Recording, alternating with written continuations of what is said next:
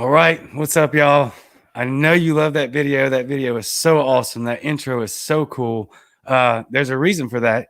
The reason is because the guy that made every bit of it is coming on to talk to us tonight. We have the talent. We have the momentum. We need the people. Let's get going. Let's figure this thing out from the ground up. That's why we got all these people on here. So, my man, Tony Moen. Thank you so much. I'm so it's such a pleasure to be here, honestly. And thank you for that amazing introduction. Yeah, thank you for the amazing introduction. That was awesome. It was really fun to make, honestly. It really was. Yeah, that's so impressive, I appreciate that. Yeah, thank you. I mean, we really do have the tools and the talent. We just gotta keep going. We can't let up. A lot of people complain about libertarians waiting until the last moment to start to get together. Well, we have an opportunity to start that now. Yeah, I agree. And honestly, outside of the podcast, outside of this live, you and I were talking about how we kind of felt like Spike this last election cycle had started something, had sparked something. And I feel like, we're all kind of riding off that wave now. We feel it. There is no better time than right now. And we can't wait until next election cycle. We have to start right now, Yeah. And that's what we're doing. So absolutely. we need to learn how to do that. And I think, like I said earlier in my comment section, bringing people on like you to who know way more than me about this, way more experienced, way more accomplished, to tell me how to do this, how I can do better, how we can learn how to do this from the ground up, just like you did. So why don't you start with telling us how you became a libertarian? All right. Well, that's always such a open-ended question because there are many different facets to, your libertarian journey, right? So from a young age, I was told stories. I never met my grandfather, but I was told stories for over 15 years. This dude refused to pay his income taxes because he said if the federal government was going to take my money and put it towards war, put it towards welfare, and put it towards things that don't serve, our communities directly, then I'm not going to pay income taxes. And so he literally did not. And it did come back to bite him, and there's a whole story to that. But he still stood his ground to the very bitter end. Yes, indeed. I kind of got raised on stories like this and others about him. And my mom herself is a very she probably wouldn't admit it or acknowledge it because she likes to try and play mainstream, but she's probably an anarchist too. Like there's a lot of that in there. So I kind of got raised in this environment of be yourself, be true to yourself, don't take other people's stuff, don't hurt other people. But in the end, do what you're going to do, live your best life. If something really compels you and you're really passionate about it, who cares what somebody else says, do it, and that's really how I kind of was brought up. And I do think a lot of people in our generation, honestly, kind of had this similar, but different, because we all kind of got raised by the same generation. And we have the internet at our disposal, something many generations, obviously never had. But yeah, so anyway, so there were a couple of moments politically, though. The first was in 2010. My friend had shown me a documentary called The Zeitgeist. And this guy had compiled basically a breakdown of how the attacks on September 11th, they just don't add up entirely. And there were some things in there that really started triggering my mind, especially about the war incentive and the profit motive of the military industrial complex, and how a lot of that, regardless of whether it was a stage event or not, it was a hijacked stage event, and they took it, they took it for their own event, their agenda or whatever. Yeah, it seems like a trend. Yeah, right. You could go back decades, almost centuries at this point. Yeah. So yeah, that was kind of one of the most eye-opening experiences, was finally, as a younger person, kind of getting the veil behind the curtain. And then I started exploring other, resources and stuff. And love him or hate him, Alex Jones woke me up in many ways.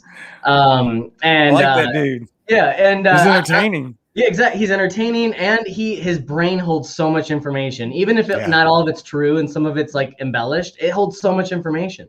And he's always had incredible guests on his show as well. And I actually learned so much from the guests he had on his show. And so I kind of started that journey there. And then I started delving off into the Ron Paul, world and stuff like that. And I never really got involved politically, but I always so the very first election I ever got to vote in was in 2008. I was straight out of high school. I was from a conservative and, like libertarian, I would say, family. But I was indoctrinated, like many people are, in liberal arts type towns and such. And so I kind of leaned left in high school. And Barack Obama came to our high school. He came to our college in our town. He spoke to us. I got to meet him. And so I voted for him my first election. And literally 2 years in, I had, like I said, saw Zeitgeist. I saw the veil pull behind the curtain. I had seen all the things that he was doing directly. And I started, obviously holding government accountable in a way I never did before. And so I was like, I am never voting for a politician again. I just won't do it. And so the next election cycle came around and I voted for Anonymous, the hacker organization. Nice. Because at the time they were running this Very big nice. campaign, vote Anonymous, don't vote anybody, and Yeah. so I was like, okay, I'll get on board with that. I don't want to vote any of these clowns anyway. And I didn't really know much. I didn't really know much about the Libertarian Party at the time, or even like whether I wanted to support, something like that, because it's still a political organization after all. Right. And so, yeah, I kind of continued down that journey. And then when I met my wife, we went through a lot of, conversations together, and we found out we were very philosophically and politically, cohesive. And then we started kind of, wanting to explore what that world was more, because the world was getting kind of crazy and we had kids, and, there was a lot more pressure, and I felt like obligation to do something about it, and not just play fun anonymous voter, but like, actually do something about it. And so we started looking into the options at the time, and Gary Johnson was running, at the time for the LP. That's right. And it was 2016. And actually, the bottom of this shirt's the best part. Why vote the lesser evil? I've actually got my Ron Swanson shirt on. Nice. That's perfect. Love that guy. Yes. The most mainstream libertarian out there. Pretty much. Yeah. So, yeah, I mean, during the Gary Johnson campaign, my wife and I, we weren't involved in any official capacity. It was just a couple of people, here in our local county. My wife and I, we were printing up little flyers, and we went and hung them on car windows, which we found out was illegal. We were like, oh, well, sorry. Not sorry. I'd do it again. Right. So yeah, we just kind of, did low key stuff around the county, sparked up conversations, that kind of stuff, maybe flipped a couple of people, Right. Really just followed it. And then after the campaign, we got so just, I would say, burnt out and disgruntled by the way everything was handled. And we felt like there was a lot that, the ball was dropped and stuff. And then Trumpism kind of took over. Yeah, it did. And that was its own beast, And so as somebody who I like from the very beginning, I was just so off put by that guy. And like, I mean, and not just in the political sense, obviously, but in many regards, but like just as much as I am Joe Biden, like they're both in that like sleazy camp where I'm like, I just can't, like, how can anybody actually vote for those? Anyway, I'm getting off on tangent there. Anyway, so when the last 4 years kind of played out, we were very non-political and just kind of personal, and we went through these tremendous life growing experiences in that time. Like at the time, we were each of us were over like 350 pounds. She suffered from a lot of health issues. I had my own health issues. Like it was like there was a lot of things in our life that we had to recenter and rebalance, and we had to really find in ourselves and put in the hard work in ourselves independently and individually to actually take that seed of liberty we had before and then actually do something with it. Right. And, I told you in that podcast with Michael, I went through a few fungal experiences, and, I'm somebody who's actually very open and active. I'm an activist for the decriminalization of all drugs, but there are only a couple I've ever personally tried. And cannabis and psilocybin are the two. And they're the two that I like. I've never had any bad experiences with. In fact, the worst experience I had on psilocybin was only because it woke me up too much. I started waking up to things that I was doing wrong, and so I had to go through another growth period. It wasn't really bad. It was something necessary. But like through these experiences on psilocybin especially, I started realizing that like nobody's going to come save you. Nobody's going to come along and shed the weight off of you. Nobody's going to stand up and fix your communities. Nobody's going to do these things. You are going to do these things. If you want them done, they have to be done by you. And you'll inspire other people, and you can help other people join that and, you know, do that too. And you can light their fires and they'll stand up and do their thing. But you have to still be the one to take the step. You can't wait for somebody else. And that's really what it kept coming down to, is so many things. And I'm like, since this time period, we literally have lost, like, both of us over 100 pounds. You know, like I think I mentioned, like we literally have like a very strict exercise regimen. I exercised tonight, like an hour ago. You know, we've talked about that before. Yeah, That's awesome. because like it's no longer. And another thing too is I have not weighed myself. I have not been on a diet. I have not stressed about it. I have not done any of this typical weight loss. I've just exercised, eaten as healthy as I can every day, you know, like in whatever way I can. At times I've been poor and I've had to eat a little bit worse. At times I've had more money and I can eat a little bit more healthy, you know, and that's kind of the balance of it. But really what it came down to is just living your best life and trying to pursue what you really want, envision it and go for it. You know, you are the power. That was perfectly fit right there. That was, perfect timing. I want to go back to something that Nalik was asking. She said, where can you stream this documentary, when you were talking about how things didn't add up? Zeitgeist? Okay, so he made 3 of them actually in total, and each one kind of broke things down further. The first one was about September 11th. The second one, I believe, was about the banking cartel, and I think the third one was the falsity of fractional reserve banking in general. But he breaks it down in such a good way. I would just go and look up Zeitgeist, the documentary. Spell that. Oh gosh, Zeitgeist, or it's Zeitgeist, I think, but I could have my I's and my E's mixed up. Say it again slower. Zeitgeist, I believe, but I could also let's see. Boom, I was right. Nice. There you go. That should answer that question. I hope, Malik. That should be a quick, easy Google search from there. Geist. Sorry. Geist. Yep. Geist. Okay. I talk quickly sometimes. I apologize. And he talks. What were the 3 names of those documentaries? I'll look them up real quick. Okay. That way Okay. I can speak from a more informed position here, because I don't want to mislead anybody. They're really great documentaries. They really are. So it's Zeitgeist the movie, which is the first one. Then there's Zeitgeist Addendum and Zeitgeist Moving Forward. Are the 3 segments of that. And there's a lot, you know, there's a lot that to unpack in a lot of those documentaries. And I've watched them a couple of times, you know, since, you know, along the journey, just to kind of refresh. There's other things I honestly like. If I can suggest a philosopher to follow, look up Alan Watts. If you've never heard of Alan Watts, please take some time to listen to Alan Watts.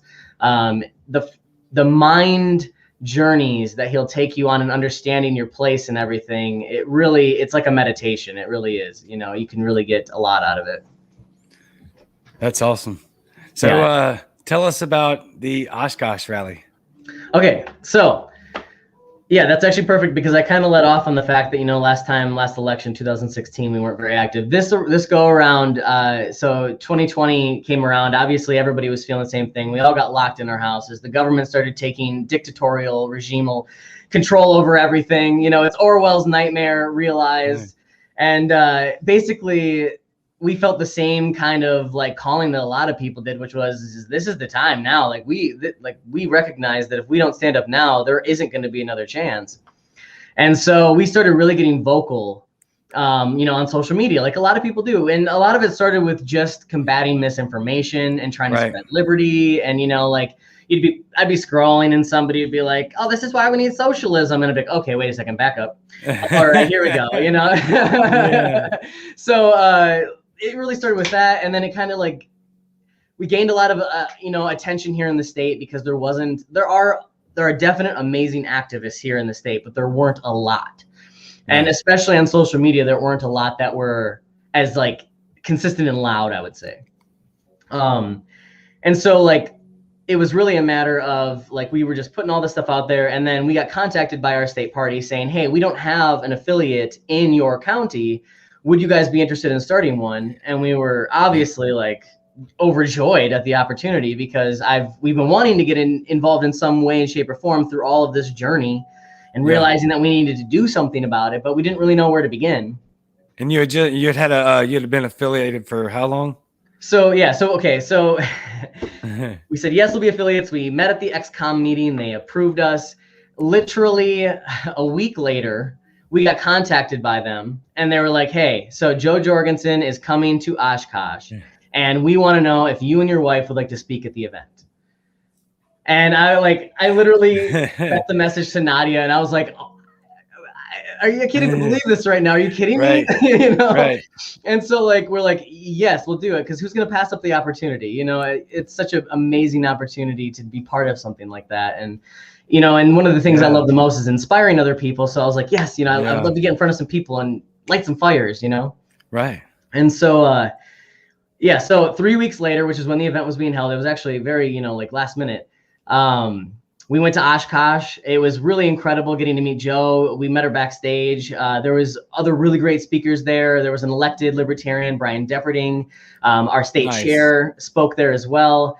And there was a really young guy who was actually running for office that just got elected as a libertarian, like one of the youngest in the state, who was there too. But we actually got to be the ones that introduced her. We got to be the last ones before Joe Jorgensen went up. And like, we got to give our speech and then say, and now for your next president, you know, Joe Jorgensen. And it was such an incredible feeling to be able to, you know, to do that. And actually what was really cool too, is while we were up there giving the speech, there was actually like people in the crowd that were like so overjoyed and so empowered. Right. They were like shouting for us and stuff. And I was like, this is so foreign. You know, I've been a musician, but I've never had that before. Right. Know? Yeah. So which one was it that it wasn't there? It was freezing cold. No, this one was actually in the early summer.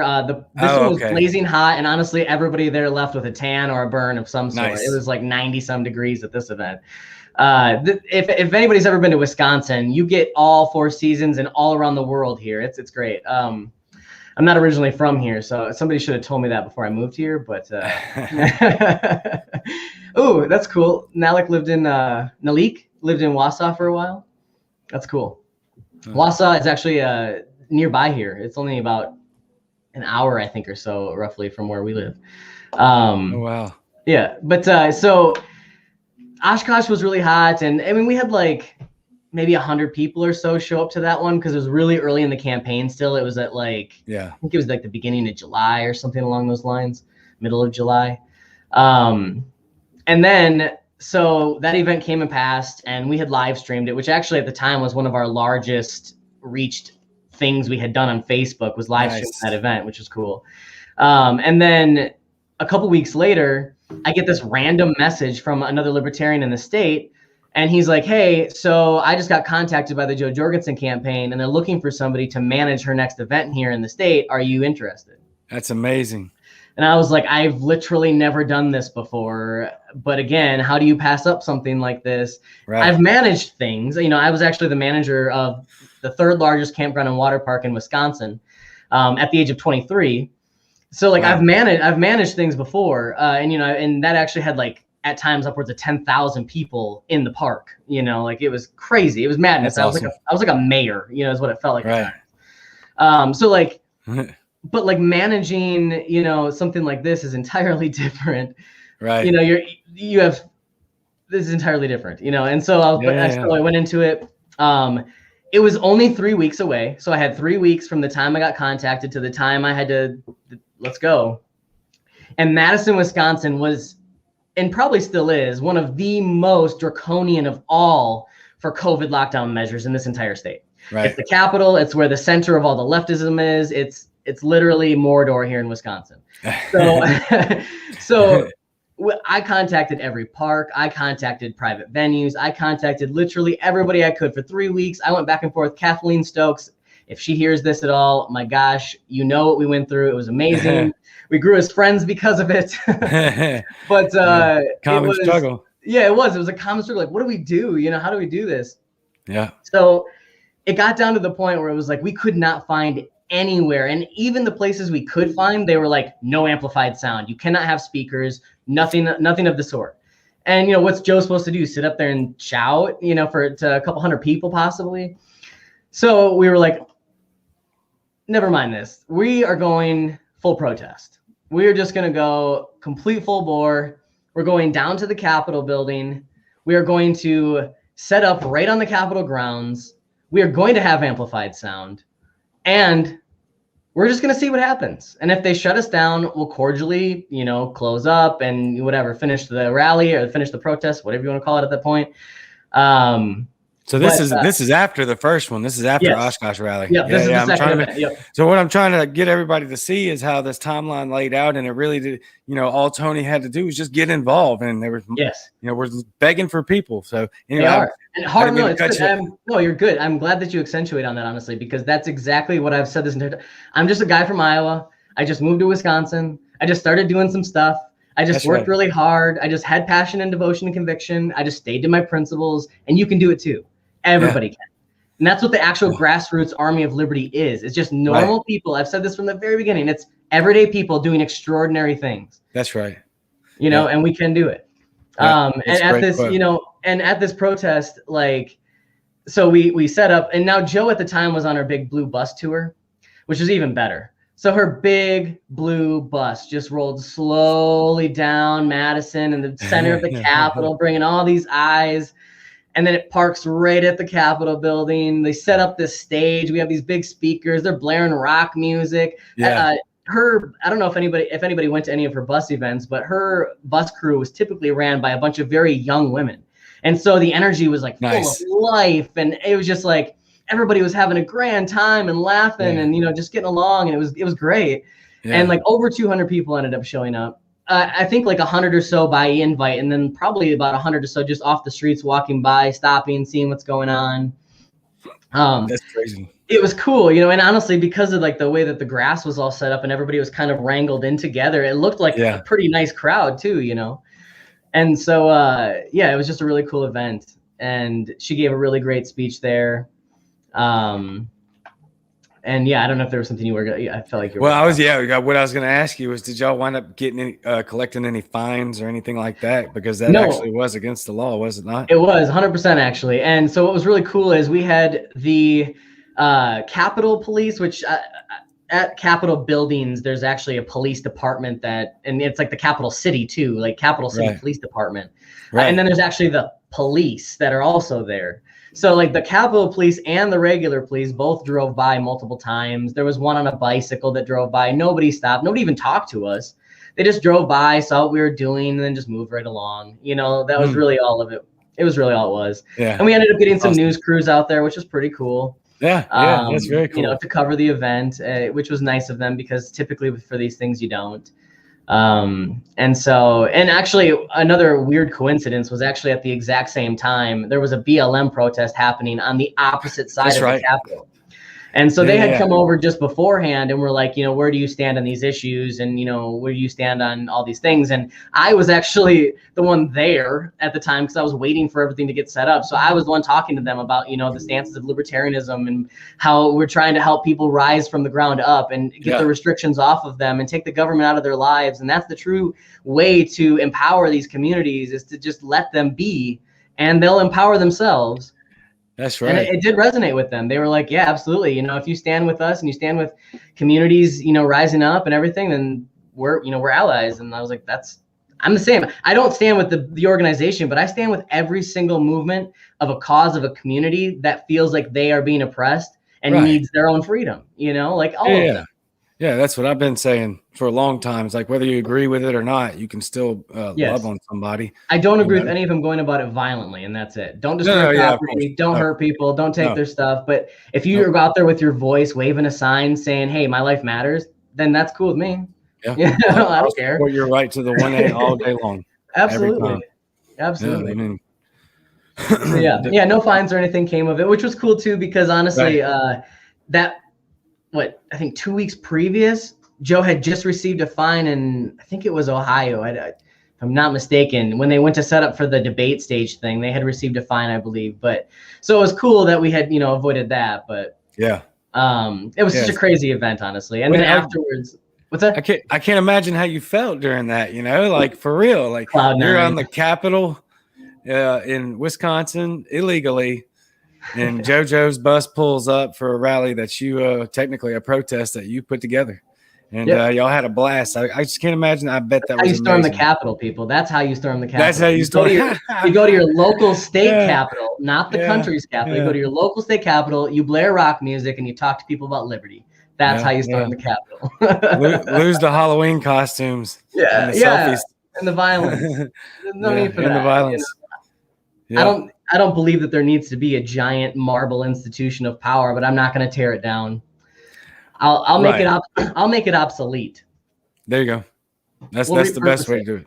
Yeah, repurpose it. That's the best. Become a homeless shelter, you know. And I think that's a great word, actually, because I think that's what we need to do with our movement, and what we're doing is repurpose it. And I think that's what people like me, you, and Eskimo, and Bobo, and everybody that's been on here, Princess Rivulet. Yeah, you know, that's what we're all doing. I've got such a great team that we're all a part of, and that's what I'm saying. Like we gotta repurpose where we're headed and how we're headed there, because it ain't been working before, but we do have the momentum right now. I believe that wholeheartedly. I 1000% agree with you, man. I do. And your assessment of the team too, like there's so many amazing people in this movement. They really are. Yeah. And it's cool how many just have their own little perspectives on everything, you know, and we all add value and we have our voices that we can bring to the table. And I love that. And, you know, I've been actually talking to Sarah Brooke about some things that we're going to be announcing actually at the beginning of next month. And I actually talked to you about too. So I don't want to get too deep into it, but we are repurposing this movement. It is happening right now. And it's going to be bringing together real libertarians. And I don't mean that in a condescending way. I mean the people who actually want to get things done. Because I will never call anybody a fake or not libertarian. Like you're either a statist or you're a libertarian, period. Either you believe the state should rule our life, or you believe that everybody should have liberty and justice for all. You know, that's there's the balance. Yeah. So like if you're on board, you're on board. And if you're willing to work hard and be part of it, then let's do this together. So yeah. And it's worth it. It's worth it. And because our party is begging for people like us to step up. I mean, that's what we're doing here, encouraging y'all to step up, take the next move forward, and find your role in this movement, because we need every person. Honestly, too, a big part of that is join your local affiliates. Exactly. Please, like join your local state affiliate. They need you so badly. Yep. In fact, they need you way more than any presidential campaign will ever need you. Go to your local counties. If you don't have one in your county, go talk to your state. Figure it out. And if you're kind of like, if you have adversities, because sometimes your state's ran by people you don't always agree with or whatever, like don't mind that stuff. Even with the national aspect, like don't mind the leadership in the parties and in the organization. Get involved to help the movement grow. That's where the true, true impact happens. Yeah. Yeah, I'll give you a great example of that in my own experience, and I posted about this a couple of weeks ago. But y'all, I've only been doing this for like 3 months maybe, and trying to find out how I can do more, how I can get better. And already now I'm on the Libertarian Party of Louisiana's media committee, and then I just got voted on for Mississippi's Libertarian Party public relations. And it's just like that fast. That's how much we need people. And y'all are talented. Y'all are gifted. Find your role. We need the help. Let's do it. Grassroots. Absolutely. And it's going to be the most genuine, and it's going to build the most momentum and be the most powerful that way, because nothing can stop it. Nothing will be able to stop it, because nothing can stop an idea whose time has come to pass. That's one of my favorite quotes of all time. Like, and it's so true, because libertarianism is that. Yeah. It's the way we're supposed to live. It is. Tell us about the last. So just to give y'all the time frame again, we've only been doing this for a few minutes now, and he's already become a part of the Libertarian Party in a state, and then 3 weeks later asked to host a rally, and then had a Capitol protest for Joe Jorgensen not long after that, and then very, very shortly after that, we had the Milwaukee JoJo rally. Tell us about that. These are all fascinating stories to me, and that's why I really wanted to go through them again, because I really wanted you to tell people your short timeline and your experience with it, how incredible it was, and how we all have this opportunity. This so far, if we're talking timeline here, we're talking from June until August. of 2020. You know, that's crazy. as far as the political involvement goes, obviously. Yeah. You know, like I said, it's been a few years otherwise. But for the political involvement, the moment I actually was like, hey, I'm going to step in and do something, it was literally a few months. It's crazy. Yeah, and the night of the Madison protest, Joe actually had dinner, like a dinner planned, and so we actually got to be part of that as well. And it was really cool being able to speak with her, you know, kind of in a more personal setting too. And my wife had a piece of jewelry made up that said "vote."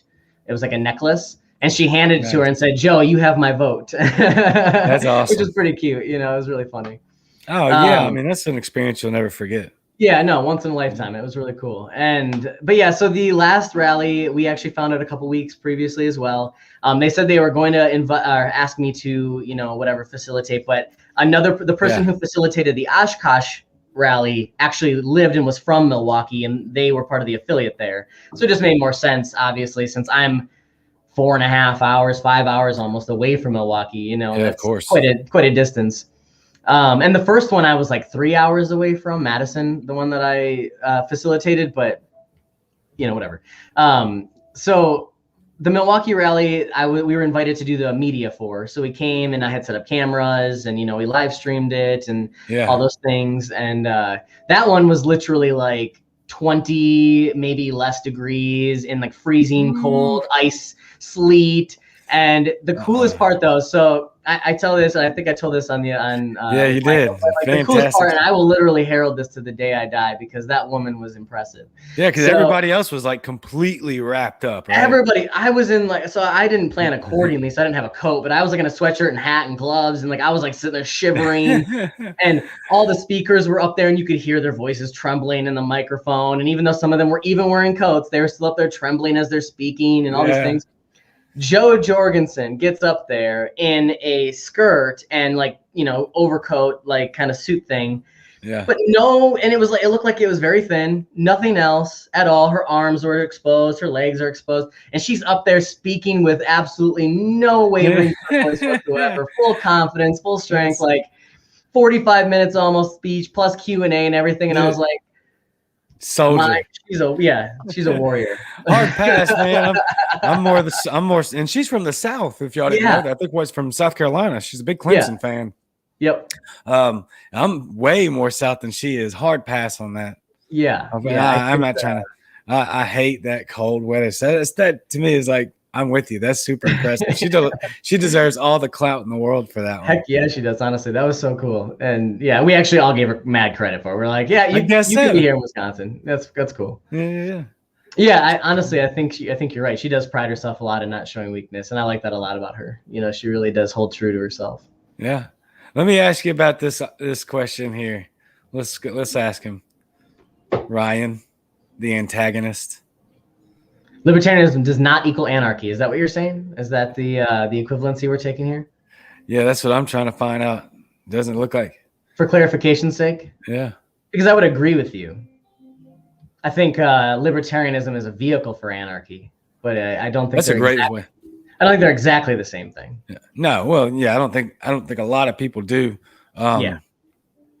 I think there's a close relationship, and I think if we're really trying to do what we want to do, we'll need the anarchists. They're on our side. You know, we're close enough for that. And I mean, I know it gets. I've said it before. It gets such a dirty representation. I'm a total anarchist because I believe in humans. Right. I believe humans, when left alone, do good. And there are always bad eggs, and there always will be, regardless of what laws you place on humans.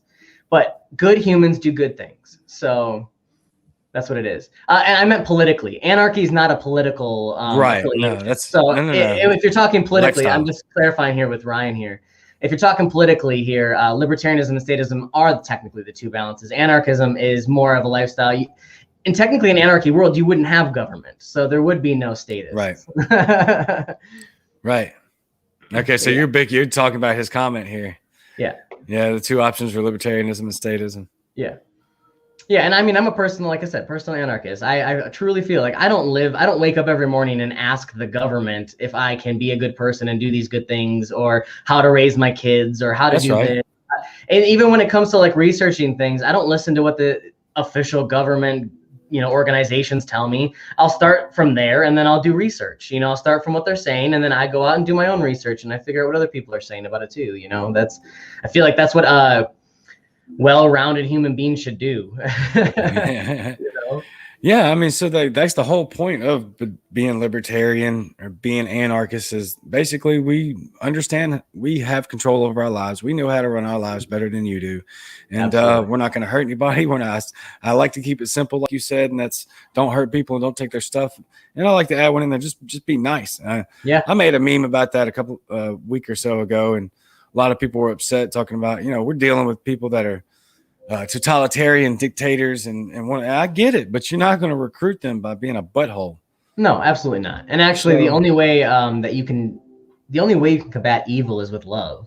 That's right. That's really the only way. So we have to love our neighbors and love each other and raise each other up in kindness so that we can build a better community. Because if we continue to tear people down, it's not going to build what we want out of this world. No, we're not winning nobody that way. No. I like what Kenneth said here. Anarchy is defined as order without rulers.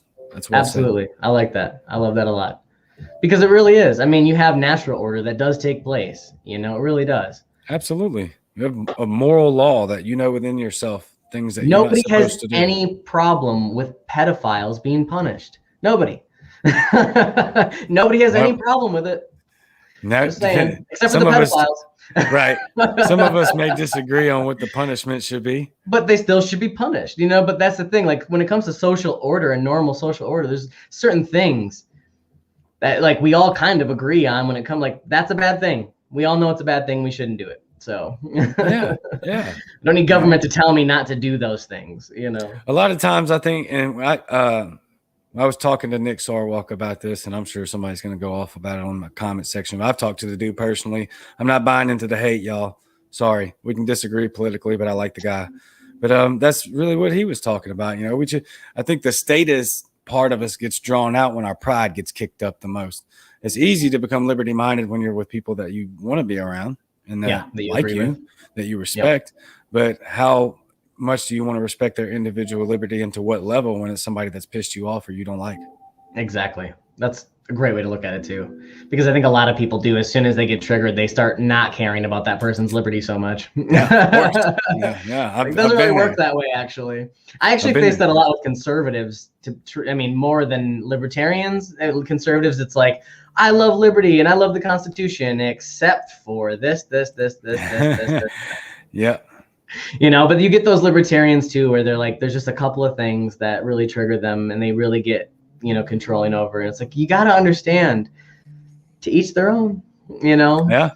And honestly, with the Nicholas Sarwalk thing too, I couldn't agree more. Like, I don't agree with the guy mostly politically. He's a very left-leaning libertarian. Yeah, very. But when it comes down to his personal self, like I'm not invested in it. I can't be. I have so many better things to spend my energy on. So why spend the time hating a dude, Yeah, that's exactly what I've been saying. We don't have the energy for that. No. We just keep going. We got to remember too that those are people on the other side of those blue checks. Absolutely. They have feelings too. Absolutely. And a lot of them did it out of genuine human emotions, reactions. That's another thing. I don't hate my enemy. Like, you can't hate your enemy. And I don't even really consider them enemies because I can turn them into my friends. I truly do. We can co-opt these people by helping them understand. It's really, it's an actual possibility. Yeah. Because you're never going to reach that ground if you're absolutely just being condescending and unwarranted arrogance is another one. It's just arrogant for no reason. You get no reason to. Most of us don't have a reason to be arrogant. Just because you're libertarian doesn't mean you're perfect. That's a big thing we get. We got that label. We got to dish that whole how pretentious we are. And I've been super guilty myself. Well, and get that out of the way. I like how Spike says like we have the best ideas because the ideas are good, and we have a wide open variety of conversation, which leads to better ideas taking place. But we as individuals are still human individuals that are all, growing and learning and developing people. So there's no such thing as perfection. Right. Right. I'm kind of a perfectionist too, like we talked about last night. And that's something that you really got to keep an eye on. Mm-hmm. If you can strive and keep yourself in check. Here's how I like to look at the things that I approach when I want to perfect them. I'm going to strive to perfect them. but I'll fully expect that probably won't happen. It's not going to be perfect, but that doesn't make me try to make it perfect any less harder. Right. You know, I don't try any less Absolutely. harder You to always make want it to as put out the perfect. best Yep. thing you can. But you're going to have some expectations. You got to have expectations, realistic. Psh, maybe you're not a perfect. So funny. I love that. Got a meme in there right away. Yeah. Yeah, honestly too, I think when you're working on yourself too, you're focused on growth and what you can do and the impact you can make, and you're not so focused on everybody else and the judgments you can pass on them. You know, like when you sit there and like you said, you know, you like to be a perfectionist and put all your focus, you like to put out a really high quality product or whatever you're doing, you want to put everything you are into it. I'm the same way. I'm going to put everything I am. Otherwise, why do it if you're not going to put 100%, you know? And so, but one thing I've been trying to learn to help back off my own self-criticism in this is to still remember that the impact you make on other people supersedes how you feel about your own product. You know, like I'll sit there and look at a graphic I've made 1 billion times and I'm just like, just don't like it. I just don't, but I can't think of how to make it any better. And so I'll just put it out and then it's like people love it. And then, oh, okay. That's cool. It's funny that you say that because I'm actually, like I showed earlier, I'm wearing my Ron Swanson t-shirt. And one of my favorite quotes by Ron Swanson is, don't half-ass 2 things, whole-ass 1 thing. I love it. That's awesome. Right? Yeah. Perfect. Give it all. You know, put yourself out there and go for it. So exactly. Tell us about, if you can, give us the details about the chair that you're running for now and what we talked about last night about how close you are. It's kind of a dead giveaway. Yeah, no worries at all. So in 10 days exactly, Saturday the 24th will be the convention for the Libertarian Party of Wisconsin. As I led into, obviously, with all my work through the campaign and our growth for the affiliate, since then, I've actually been working very close with our good friend Jacob Vandenplas here in Door County, who's running for the District 8 congressional seat here in Wisconsin. Nice. He's most likely, I mean, I have strong faith, but I'm also slightly biased, that he's probably going to win, honestly, because of there's a perfect storm that's kind of brewed up here. And I feel like we have an opportunity to take advantage of it. So there's that I've been working on, and along with him, we've been building affiliates. We've actually been going out to different areas in different cities, meeting with new people, getting people involved, trying to build new affiliates here in Wisconsin, because both of us obviously understand the importance of membership and affiliates and the growth and all the things, right? So through all of this stuff, I got reached out by the current chair, Matt, who said, I'm going to be stepping down because he's actually pursuing, larger roles in the Libertarian Party, more on a national level. Right. So he was like, there aren't any real other people that have announced yet. So I don't know if you're interested in the position at all. I know you're very active, in the Libertarian Party. But if you are interested, I would probably, sit down and give it a good thought and then put out an announcement. And so I did just that. I was like sitting there like, can I really, do this? It's not even been a year. I haven't been in the party a year yet. Right. And it was like, am I qualified enough for that? But then I, kept coming back to what I just said like a minute ago, even is like the impact of your work supersedes the doubt you give on yourself.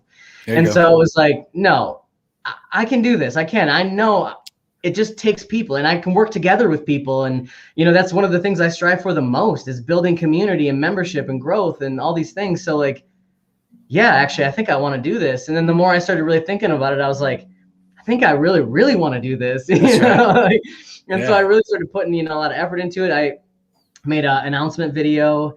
I actually put up an entire platform of all the different things, all my priorities. I broke them down actually just a couple weeks ago of everything that I want to do in the state. And I've already, started talking to local people here and activists about, building coalitions and starting to really get this thing off the ground. I have a bunch of ideas for committees because I actually get to form committees and put people on them and do all these different things. So like, I'm really ready to get to work, really, really ready to get to work here in the state and actually make the Libertarian Party of Wisconsin a viable force to be reckoned with. Because absolutely. I mean, a lot of people don't know this. So Wisconsin itself, I mean, I shouldn't say they don't know this aspect. So they know that Wisconsin's a swing state every election. We're in the forefront of political conversation every single election year. But they don't really know that the Libertarian Party of Wisconsin, on the flip side, is actually very small. And so like we have only, you know, less than 100 members probably total. You know, it's not very big. Yeah, it's very tiny. And I mean, like our convention has Joe Jorgensen, Spike Cohen, Joe Bishop Henchman, the party chair, Karen Ann Harlos, the secretary, Adam Kokesh, and a bunch of others all speaking at it. And we don't even have 100 people coming. Wow. You know, like, and that's like the greatest lineup of libertarian activists and speakers that could possibly be at one location at a time. Yeah. You know? And so like, to me, that's kind of a problem, you know, like we need to fix that. We need Wisconsin to be up there with the rest of the big guys in this party and fighting alongside everybody else, because we have a very unique position here. Absolutely. So, not only, you know, you're good. And not only that too, but as far as like the Republicans and Democrats in our state, they're weak. They're falling apart. Nice. They're fighting and they're cannibalizing each other. Like there's nothing here. Like literally our governor is hated by his own party, the Democrats, and the Republicans are all hated by their own constituents. So perfect storm for libertarianism, if you ask me. That's right. So if you're in Wisconsin right now, listening to this, watching this, I know a lot of people that watch and listen from all over the country, this show, and there's people that follow my Facebook from all over the world. So if you're in Wisconsin, get involved. Yeah, like please do. You got the ceiling is high. Yeah, let's get to work. Yeah, for real. Let's do it together. Kenneth says, if you win state chair, what are your ideas for growth and success? Plenty. And I know that's vague, right, but it would take me probably a long time to sit down and break it down. I would suggest if you go to Door County for Liberty or any of my other pages that I, you know, can put out there, I did, like I said, I broke everything down in detail of all the different priorities that I really want to make happen here in Wisconsin. If you ever have any questions, you can reach out to me directly. I always have an open door policy. I want to work with Wisconsinites and actually make real change happen. So like, if you have ideas and you want to talk and you want to, you know, like if you can't make it to a meeting, even just reach out to me. Like I'm all about conversations. So I'm putting in your county now. Awesome. Thank you. That people can come and follow you. Follow the Facebook, you know, that's easy. Yeah, that's the easy one. You know, super easy. Libertarian Door County, Libertarian Party. Yeah, and I make a lot of graphics, Wisconsin, and stuff like that I try to spread around, and they're very informative, very inspiring and positive. I try not to, you know, throw shade or whatever, and I try to be polite, you know. But I really like inspiring. I like the idea of creating something that somebody can look at and then take their own vision from and run with. I love that. You know, that's why I like being a musician. It's the exact same feeling I get from it, you know? Yeah. So, well, you guys know where to find Tony. He is the man. You're going to be seeing a lot more of him because we're going to be working together a lot. The basically, I think at this point, everybody that's been on this show plus more, we're all teaming up to get together and make this go forward. So, Tony, thank you, my man. You are so awesome. I appreciate it. I will be on anytime. And I can't wait to have you on Life and Liberty as well, which is our podcast. Yep. I would love to have you on, talk about your journey as well, because again, every single person's story needs to be told. Absolutely. We need to make sure everybody out there knows that it's just everyday people. We're just normal people. Yep. Everyday people. I can't wait to tell that because mine still feels ridiculous. I can't even believe I'm sitting here right now and talking to the people that I'm talking to behind the scenes. It's crazy. So It's just another testimony that all you have to do is get involved. Get involved. Yes. Just get involved. And like you said the whole time, find what you're good at, what empowers you the most. That's right. What triggers your greatest feelings of passion, and then follow that, because it'll always lead you to bigger things. Absolutely. You know, in my computer graphics and all the videos and stuff, it went from me creating like gaming channel content to me making ads and intros for your videos and stuff like, you know, getting paid for it by other people. So yeah. And eventually that stuff's going to come into play too. But I mean, look at if you didn't catch it at the beginning, go back. Tony put together an entire countdown and video, and it's unbelievable. Absolutely unbelievable. So we're gonna be pulling together, and yes, we are. So expect to see more of me, expect to see more of Tony, and expect to see all of us everywhere. And we encourage you to do the same thing. Just help us out, get involved. Tony, thank you, my man. Always a pleasure, awesome, man. Yeah. Can't wait to talk to you again. Yeah, you too. Same. All right, bye. Bye-bye.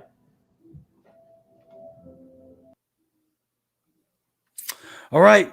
Well, another one down. So I will post tomorrow morning the next show, which is going to be Friday, and let you guys know who that's going to be. It's getting bigger and bigger. So get on the YouTube channel and like and subscribe that for me. I've got a team working. We're trying to get it cast among all kinds of platforms, but right now it's still Facebook Live and YouTube, and that's okay because we're getting the word out there big time. So thank you guys. We can't do it without y'all. We need every single person to help, and y'all go like Tony Moen, like his Libertarian Party for Door County, Libertarian Party of Wisconsin. Give y'all a shout out as well. And let's get this thing rolling. Let's do this all the way across the country. Appreciate it, guys. Love y'all.